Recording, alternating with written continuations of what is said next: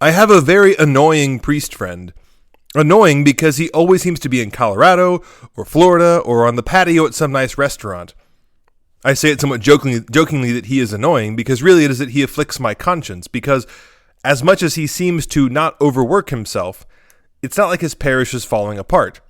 Now, part of it is that we have very different personalities. I come from a family of farmers, and I definitely picked up the mentality that there's always work to do, and that's not necessarily him. But still, I think that one of the main reasons that he and I are friends is that he reminds me to slow down, to be out of the office or rectory and take a 2-hour dinner for no reason at all, or to drive to Colorado just to look at the wildflowers. He is my local example of what we see in both the first reading and the gospel today. In the first reading, what is Abraham doing when he meets the three men? Nothing. He was just sitting in the entrance of his tent, having a siesta basically. That's it. Just sitting and resting. It is only because he was simply resting that he was able to see the three men nearby and then run to invite them into his home. It's worth understanding about this passage that the three men, but whom Abraham always refers to in the singular, are representative of the Holy Trinity, one God in three persons.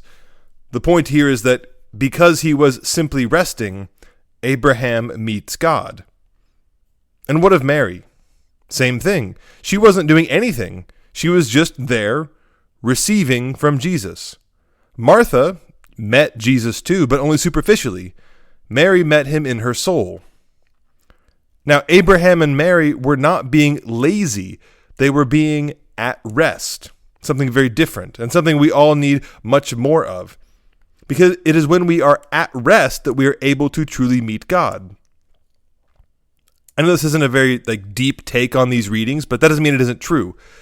We need to cut back our over-busy lives, put our phones down, and really rest so that we can find and experience the presence of God.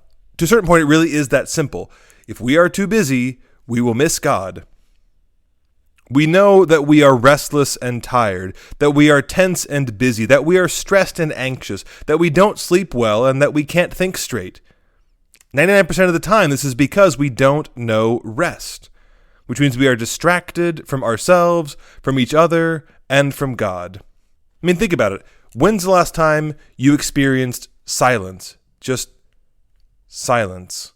No music, no TV, no videos, no distractions, just sat somewhere and watched the grass grow.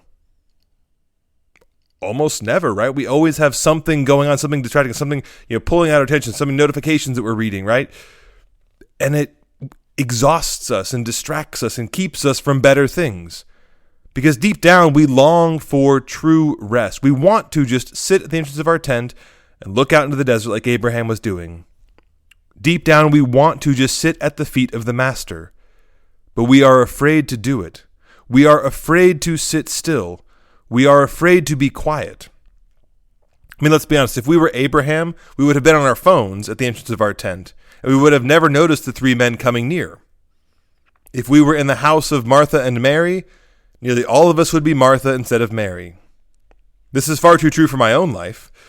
I do take my time for daily prayer, and I do try and go outside and do things, but I spend time with friends, and even then, I'm often interrupted by distractions from outside, like incoming messages or phone calls or things of my own making, like unnecessarily checking apps or watching videos for no reason or thinking, I need to send that email, do this or that, right? I'm always picking up my phone to do something.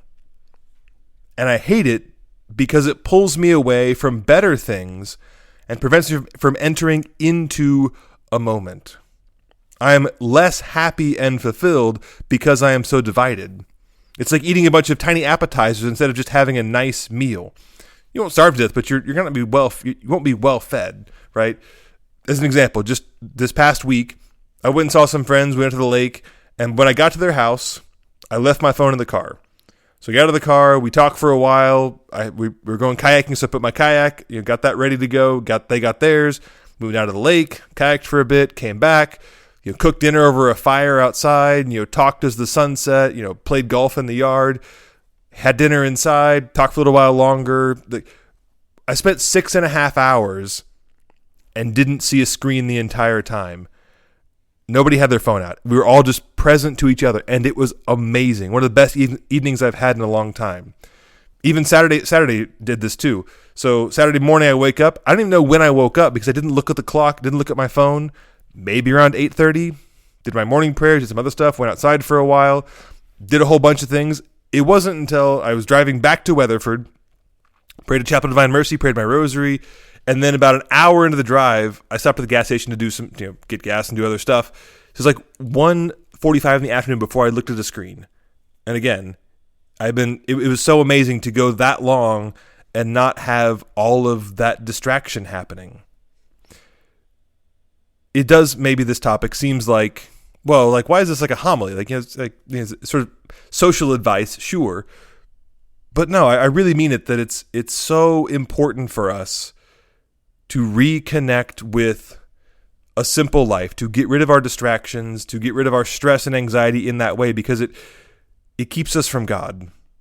When we are distracted, stimulated, busy, divided, fragmented, we don't find God. We might find some godly stuff. We might do some God things. But if we are not at rest, he cannot enter our homes and our hearts like he did for Abraham and Mary. We were made to be at rest. The garden for Adam and Eve was a place of rest. Heaven is a place of rest. Distraction and division is a result of sin. So we should reject it. God made us to be at rest, to be at peace with one another, but even more so within ourselves. Put aside distraction. Put your dang phones down for a while, and I'll do the same. And let us be a people of rest. And therefore, a people that has time for, has a mind for God. Again, this seems just super simple, practical advice. Like, yeah, Father, okay, take more time off and don't answer so many emails. And yeah, that's really all I'm saying. Like, go for a walk, read a book, just watch the sunset. But the effect of that will be that we will then have a heart better prepared to pray, better prepared to receive God. Yeah, there's deeper things that can be said about this, but if we don't start with just that simple, basic idea of being a people of rest, we can't get to the deeper stuff.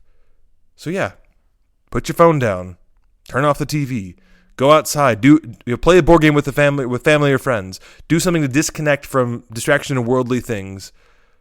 And it's in those moments that are then available to us that God will become much more present.